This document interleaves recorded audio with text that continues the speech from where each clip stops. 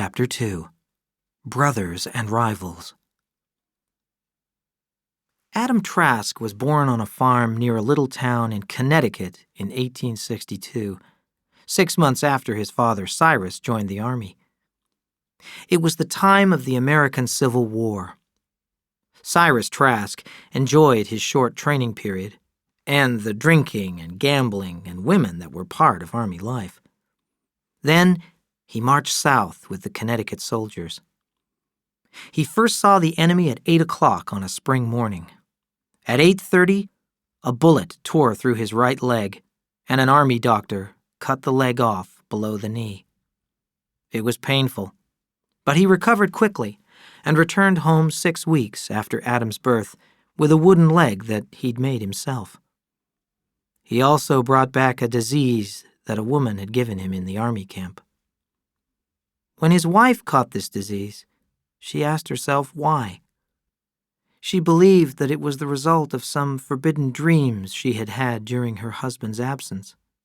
She then punished herself by holding her head under the shallow water of a muddy pool until she drowned. Cyrus drowned his sorrow in whiskey, and when baby Adam cried, he gave him whiskey too.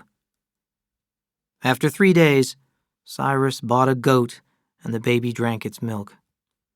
Adam not only survived, but was also strong and healthy. Cyrus wanted a woman to look after Adam and himself, so, a month later, he chose the 17-year-old daughter of a neighboring farmer. 2 weeks after that, they were married, and she was pregnant. The neighbors were not surprised. Men often had 3 or 4 wives in a normal lifetime.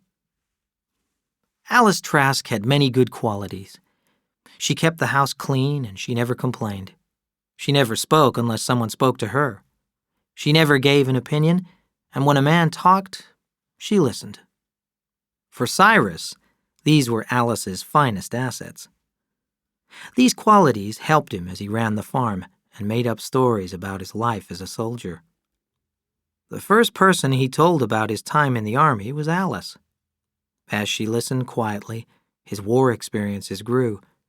He read books and newspapers and studied maps.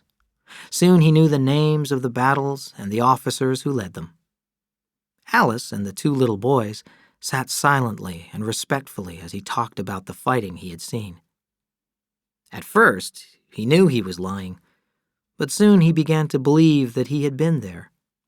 And not only had Private Trask fought in every important battle in the Civil War, he had also given advice to the generals and even President Lincoln himself. In time, he became a genuine military expert. He wrote letters to the War Department that criticized the Army and the way they had fought the war. He wrote articles for magazines, and the government consulted him about the organization of the Army. He later went to work for the Grand Army of the Republic and traveled all over the country to attend meetings. And so he entered public life. Cyrus Trask organized a military life for his family. Alice survived by staying quietly in the background, but Adam and his half-brother Charles could not escape his discipline. Cyrus was sorry that he could not be a permanent soldier because of his wooden leg, but he decided that the army was the only honorable profession for his sons. He began their training early. He made them do exercises and march for miles, carrying bags full of stones on their backs. They practiced shooting for hours. Adam hated their military life. He realized that his father was not doing it for them, but for himself. He was not a great man at all. Adam was an obedient child, and he wanted to avoid trouble, so he kept these thoughts to himself. His brother Charles was a little more than a year younger than Adam. He was more aggressive, like his father, more athletic, and more competitive. Charles beat Adam easily at any contest, so he preferred to compete with other children. He felt sorry for Adam because he was weak, so he fought other boys who challenged his brother. Adam admired his brother for his strength and intelligence, but they were not close. He never wanted to share his secret thoughts with him. He depended on his brother, but there was no feeling of love. As Adam grew up, he was afraid of one thing in particular. He feared the day he would be sent to the army. His father spoke of it often. "It'll make a man of you," he repeated. Charles was almost a man, and a dangerous man, even at 15. One evening, Adam won a game he was playing with Charles, and his brother beat him until he was unconscious. After that, Adam made sure that he never won at anything. Neither the boys nor Alice ever told Cyrus about the beating, but he seemed to know. In the months that followed, he was gentle with Adam, and he did not punish him anymore. He spoke to him alone every night about the nature of a soldier, and he did not permit Charles to listen. "There are so many things I want to tell you," said Cyrus late one afternoon. "From the day a child is born, he's taught to protect his own life. But when he becomes a soldier, he has to put his life in danger without going mad. If you can face death, then you'll never be afraid again. That's the greatest reward of all. Think about that." "Why don't you talk to Charles about it?" asked Adam. "He'll be a better soldier than I will."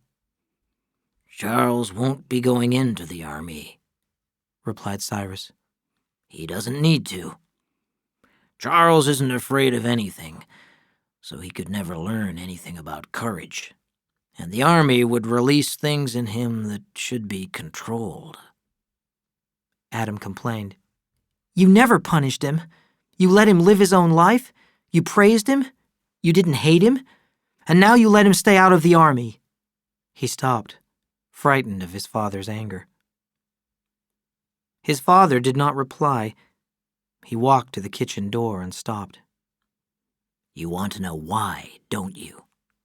he said quietly. "Well, maybe I shouldn't tell you, but I will. You aren't clever. You don't know what you want. You let other people walk over you. You're weak, and sometimes I think you'll never do anything with your life. But I love you better. I always have. And that's why I hurt you. Now, shut your mouth and go into your supper. I'll talk to you tomorrow night. My leg aches." There was no talk at supper. Adam thought his brother watched him secretly. He finished eating and pushed back his chair. "I'm going for a walk," he said. Charles stood up. "I'll go with you." The two boys walked down the dark road together. "What did he say to you this afternoon? I saw you walking together." "He just talked about the army, like always." Charles moved closer to his brother. "You're lying," he said suspiciously. "He was talking to you the way he talks to his friends. You're trying to take him away from me, aren't you?" Adam backed away, breathing deeply to control his fear. Charles's voice rose. "And what happened on his birthday? I bought him a pocket knife with 3 blades and a pearl handle made in Germany. It cost me 75 cents. Thanks, he said. Just thanks. And where is it now? He never uses it. Did he give it to you?" Adam heard the cold anger in his voice. "And what did you do? You picked up a little dog from the side of the road and you gave it to him. He laughed like a fool and said it'd make a good bird dog. That dog sleeps in his room. He plays with it while he's reading. And where's the knife? Thanks, he said. That's all." Charles spoke in a whisper and his eyes were cold. There was a little smile on his face. Adam jumped back desperately and guarded his face with his hands. Charles drove his fist into Adam's stomach. Adam dropped his hands. His brother hit him methodically in the head, the heart, the nose, the stomach, then the head again. Adam watched Charles through blood and tears, not understanding. Once he swung wildly at Charles, but his brother avoided it easily and continued working like a machine. Pain flashed through Adam's body. He wondered why he was still standing and conscious. Suddenly, the darkness came over him and he fell. Charles stood over Adam, breathing hard. Then he turned and walked quickly back toward the house.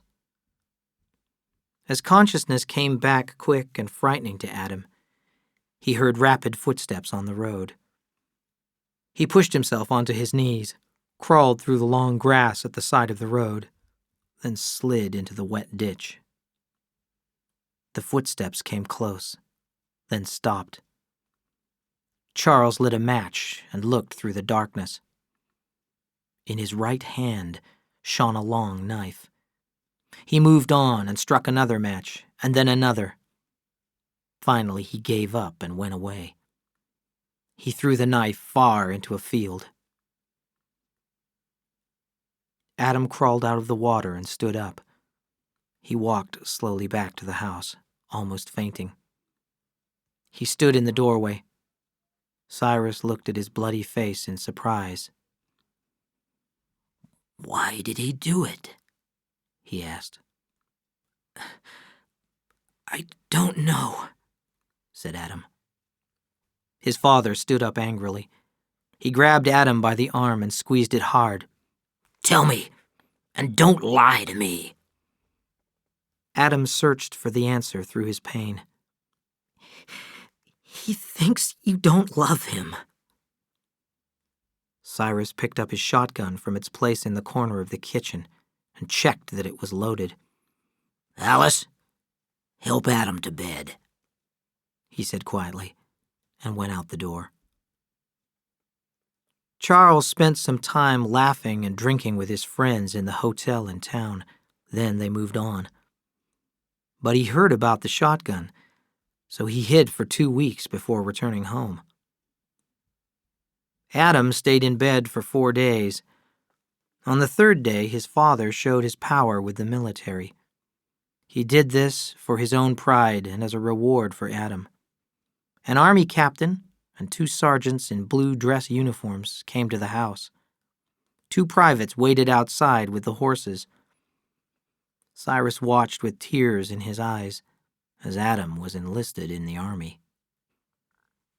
"You're going to Indian country, son," he said proudly. "There's a lot of work to be done." "Yes, sir," replied Adam. Adam had always hated violence, and during his 5 years as a soldier, he learned to hate it even more. At that time, the army was taking the Indians' land for settlement. When the Indians rebelled, they were killed, and the survivors were forced to live on the poorest land. When Adam shot at a man, he shot to miss. He knew that he was not a good soldier, but he did not care. It was more important for him not to hurt anyone. But he was not a coward. He risked his life more than once to save wounded men, and he volunteered to do extra work in the field hospital. Charles wrote regularly to his brother. He told him about the farm, about Alice's death and their father's move to Washington. Charles wrote many things that he could never say, and a closeness grew that neither of them could have imagined.